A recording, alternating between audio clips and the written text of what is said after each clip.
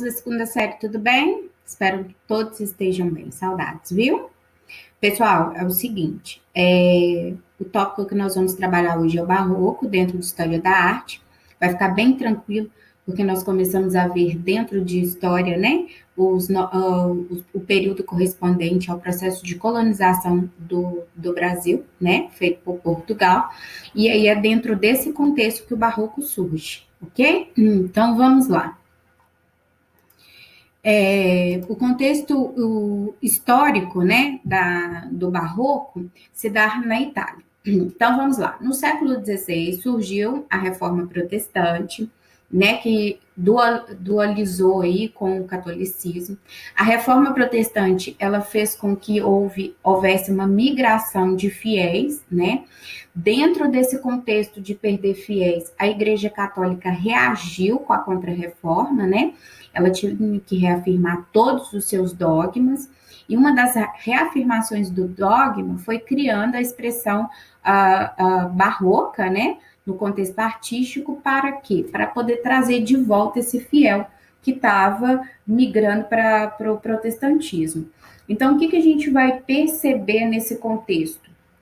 Que o barroco surge na Itália, na Contra-Reforma, para reafirmar os dogmas católicos.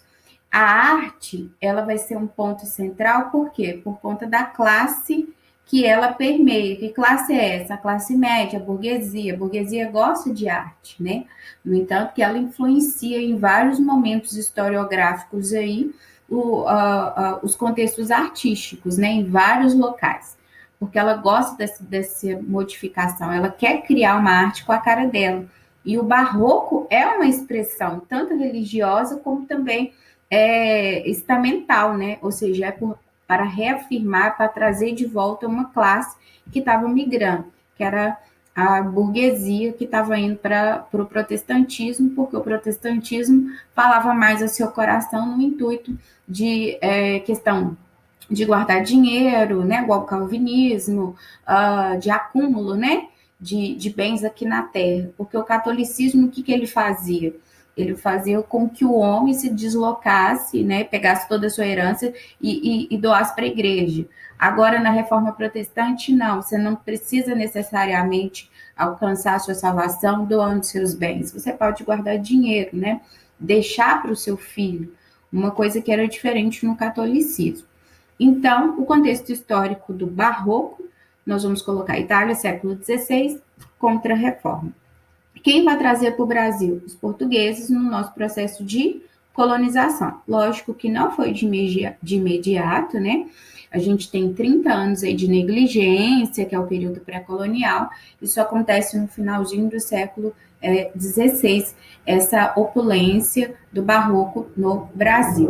E nós vamos ver que o barroco no Brasil tem uma característica bem marcante, bem própria, é bem diferente do barroco europeu, ok? Qual que é a missão do barroco, gente? Representar o divino. Ou seja, ele vai dar um ar mais claro para esse divino, né? Para chamar de volta o fiel que se perdeu. Eu gosto de fazer um trocadilho bobo, mas era só para a gente poder entender, para fixar, que o barroco é barraco. Por que ele é barraco? Porque ele quer se opor à reforma protestante. Ele quer brigar com a reforma protestante, né? Ele bate de frente com a reforma protestante, ok?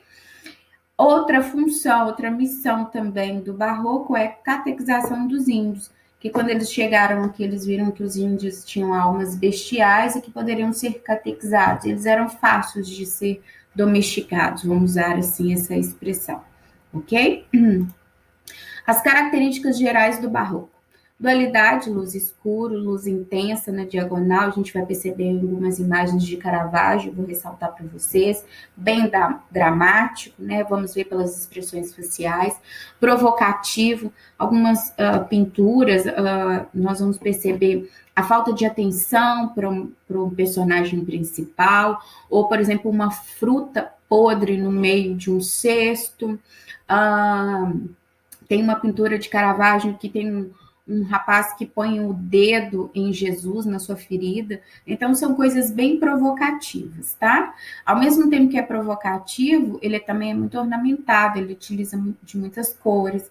Ao mesmo tempo é exagerado, mas tem um equilíbrio, tem um realismo, tem uma simetria, e eles são focados em temas religiosos.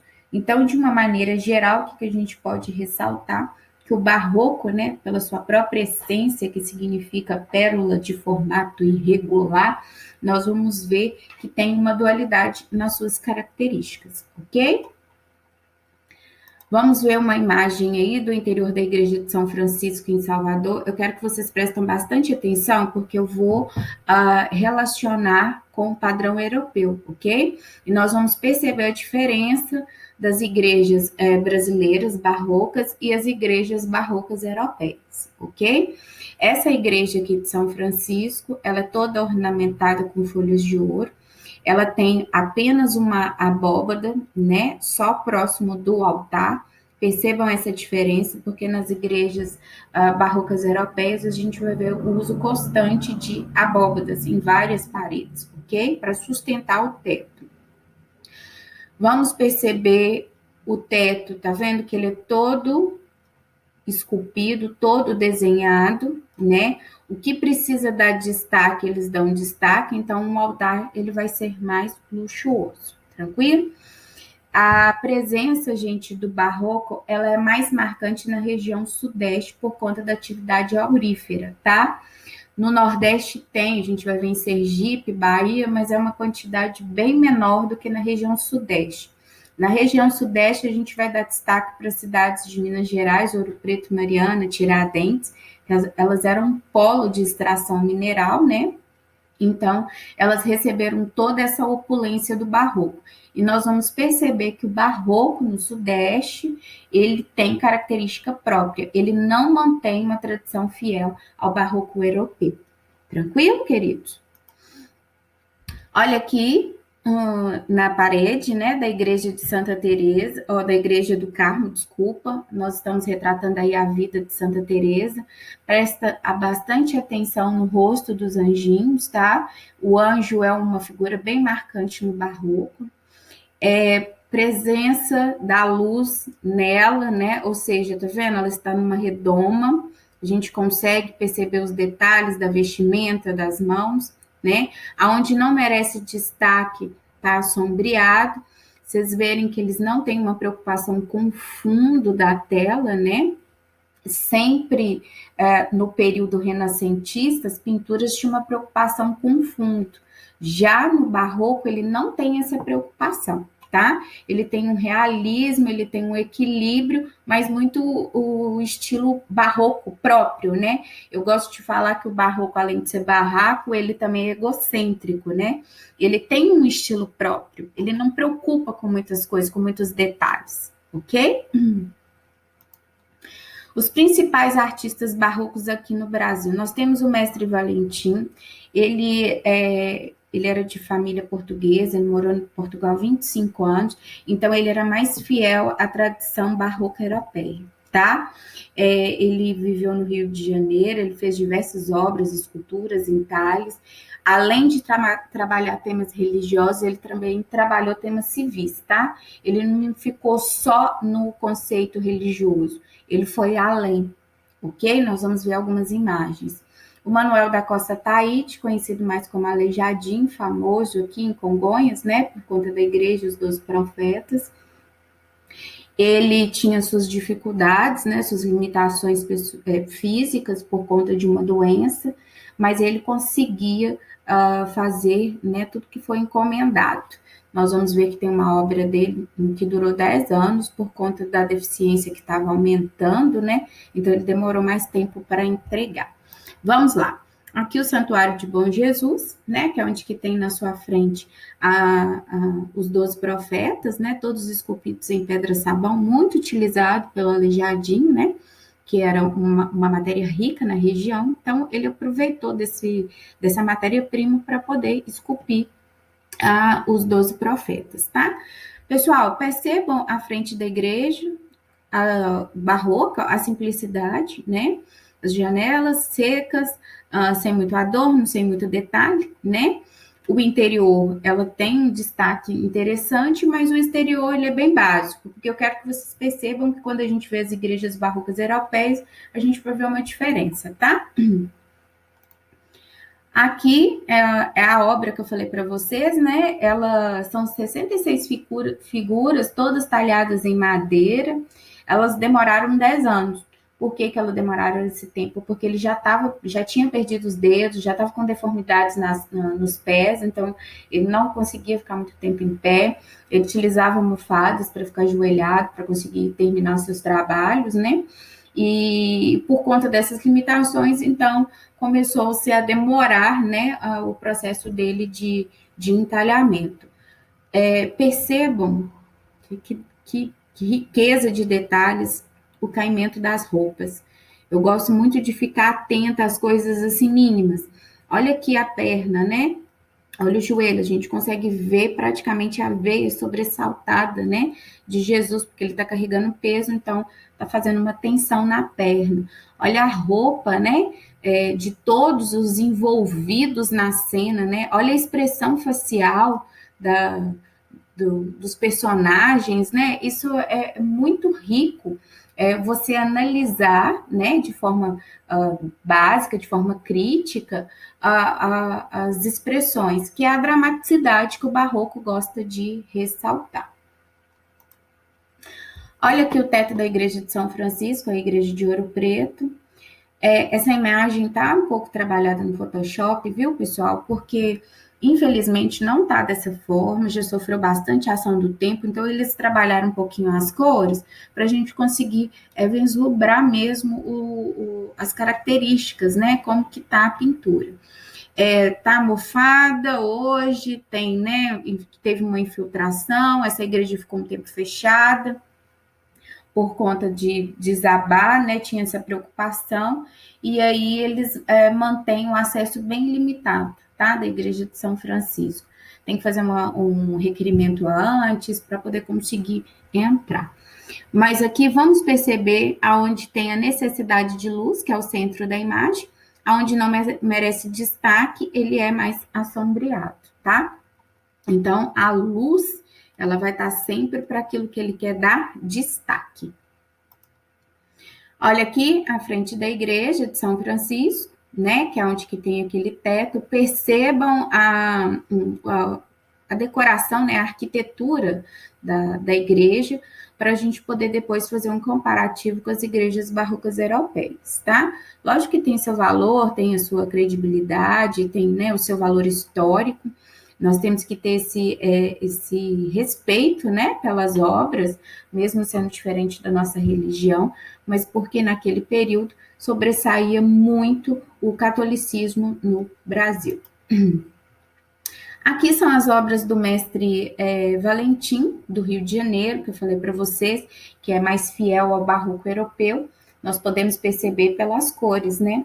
O barroco europeu, ele é mais escuro, diferente do barroco brasileiro, que utiliza mais cores, né? Mais tintas.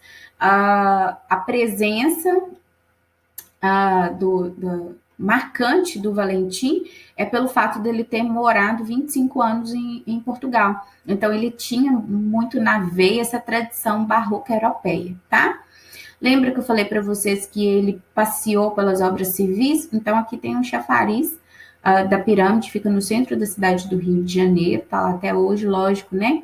Não tão preservado como gostaria, mas dá para a gente ter uma noção das obras de Mestre Valentim.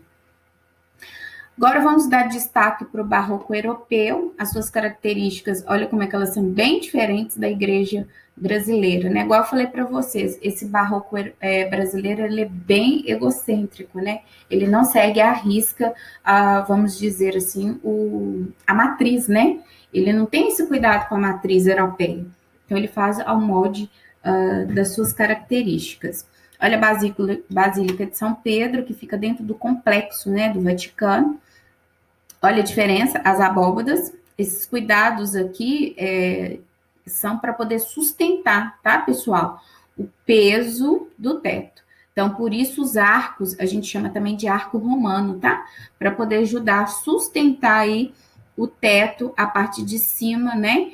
Que era bem pesada, porque além de vir concreto, ainda vinha os desenhos, os entalhamentos, né? Para poder ornamentar o interior das igrejas. Olha a cúpula principal, né? Toda desenhada, toda pintada, né? A gente pode perceber o uso das cores dentro da pintura, na pintura, né? E isso é de uma riqueza historiográfica gigantesca, né?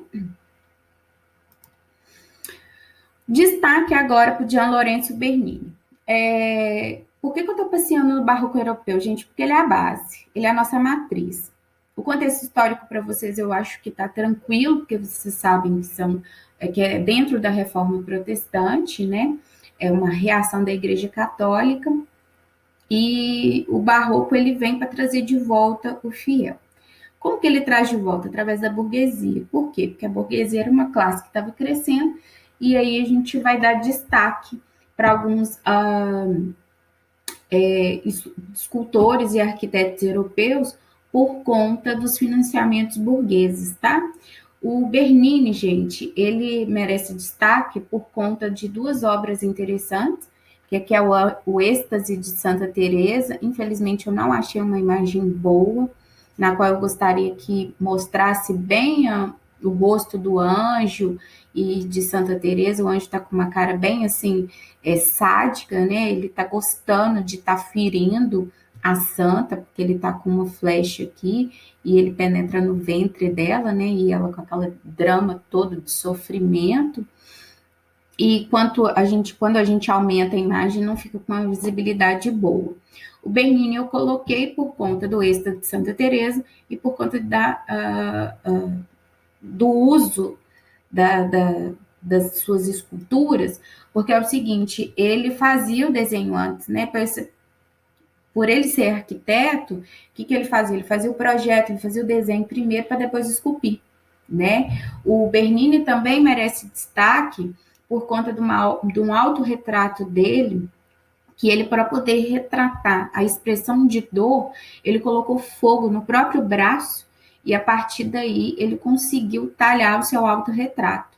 Então ele foi a fundo, né? Ele sentiu na pele realmente o que era sentir dor para poder estar fazendo um autorretrato. Então, destaque aí para o Bernini por conta dessas duas obras, né? O seu autorretrato mostrando a dor e o Êxtase de Santa Teresa, ok? Caravaggio, ele chamava Michelangelo de Caravaggio. Opa, peraí, professora, no Renascimento também tem Michelangelo. Sim, que a gente até brinca das tartarugas ninjas, né?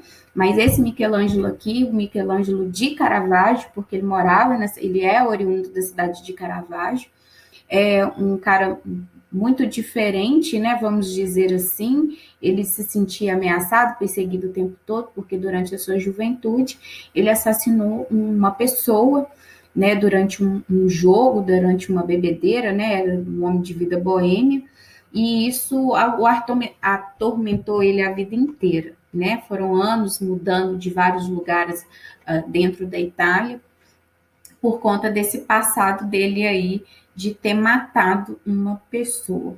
O Caravaggio também fez esse autorretrato dele, né, como que ele era.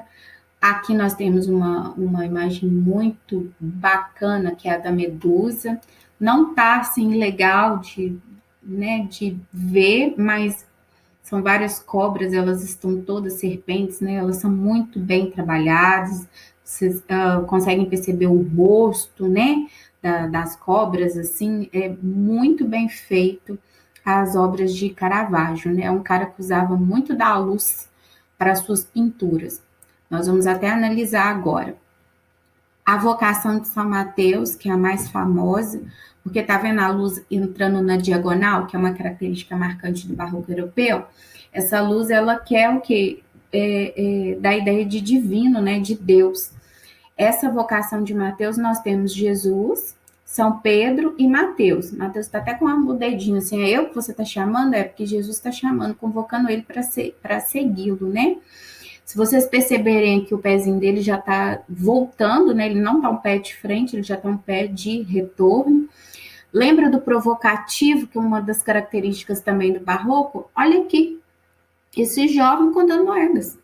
Ele nem se atém à presença de Jesus, né? Para ele tanto faz. Por isso a característica marcante do provocativo no barroco, ok? Eu tive a oportunidade de visitar a igreja de São Luís dos Franceses, aonde que tem essas obras do Caravaggio. Eu fiz uma coisa muito feia, viu? Não façam isso, mas eu tirei foto. Eles não gostam que tiram foto por conta da degradação do flash. Eu tirei sem o flash, mas mesmo assim é uma questão, né, de preservação. Essa igreja, eu quero que vocês percebam, ela é do estilo barroco. Olha aqui os arcos romanos, né, a preocupação por conta de sustentar o peso, né? No entanto, que é interessante que essas igrejas elas sofrem um pouco com esses abalos, né, do tempo. Por quê? Por causa da sua base, da sua sustentação, por conta dos arcos romanos, né? Então ela consegue distribuir bem o peso, ok? Aqui está a foto que eu tirei, né, da vocação de São Mateus, está na lateral do altar, né? É uma igreja que tem várias obras de Caravaggio, né? Você consegue ver várias obras. Eu vou mostrar para vocês. Aqui ficou um pouco melhor na visualização, porque estava dia, né? Então tinha iluminação natural, então a gente consegue ver os detalhes. Muito bonito, foi uma experiência incrível estar vendo de perto essas obras. Aqui de novo a igreja, né? Quero que vocês prestem atenção nos detalhes. Isso é tudo a folha de ouro, tá? Então, por isso que já foram objetos de saque, né? Durante períodos de guerra, por conta da preciosidade. Outra figura de Caravaggio que chama a inspiração de São Mateus. O que eu quero que vocês percebam? Que ele dá iluminação somente para os personagens centrais, né? Desculpa. Pessoal, vamos ver o fundo? Olha o fundo. Ele não tem preocupação nenhuma com o fundo. No período renascentista, eles já tinham uma preocupação enorme com o fundo, né? Então, tudo tinha que permear de um ponto central. Já no período barroco, não. De novo, ressaltando, o barroco ele é egocêntrico, né? Ele não preocupa com o fundo. Ele preocupa com aquilo que ele precisa ressaltar. E no caso aqui, ele ressalta, né, São Mateus e o anjo que está vindo com as informações, né, de como ele agora vai ter que seguir a sua vida apostólica, ok? Pessoal, para poder sintetizar todo o processo do barroco, lembra qual o contexto histórico, tá? Aonde ele surgiu, por qual motivo ele surgiu, e eu quero que vocês prestem atenção nas características, porque é isso que vai cobrar de vocês na prova, tá? Essa dualidade do escuro e do claro, essa entrada de luz, como que ela se dá, a expressão, né, a diferença do barroco brasileiro para o barroco europeu, lembrando que o barroco brasileiro, ele tem as suas características próprias, né, suas características marcantes, egocêntricas, secas, né? A gente percebe pela fachada das igrejas, né? São características mais secas, mais sombrias, bem ornamentadas, né? Mas ao mesmo tempo tem muito equilíbrio, tem muito realismo, tem cor, tem simetria, tá? Quero que vocês observem os personagens mais importantes, que é Caravaggio e Bernini, são os dois importantes para o barroco europeu, geralmente cobrados em prova, tá? E para vocês darem uma passeada aí no momento oportuno, tem esses dois sites aí de obras de arte. Tem mais a obra de arte contemporânea, mas a gente consegue, por exemplo, aqui no Larte, que eu gosto muito dele, a gente consegue ver obras de Tarsila do Amaral, Ferreira Goulart, Burle Marx, que era paisagista. Então, assim, tem coisa bem interessante aqui no mundo virtual, tá bom? Dúvidas vocês anotem, por gentileza. Né, nós vamos criar um canal aí de comunicação para poder estar tirando essas dúvidas.